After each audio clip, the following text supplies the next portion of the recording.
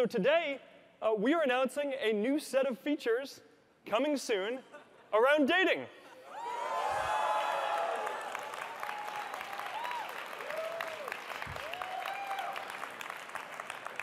Now, this is going to be for building real long-term relationships, all right, not just hookups. What happened with Cambridge Analytica was a major breach of trust. An app developer took data that people had shared with them and sold it. So we need to make sure that this never happens again. In your web browser, you today have a simple way to clear your cookies and clear your browsing history. Right? And the idea is that a lot of sites need this data to work. You need cookies. But you should have the ability to go in and clear your history at any point that you want. So we're working on a version of this for Facebook too.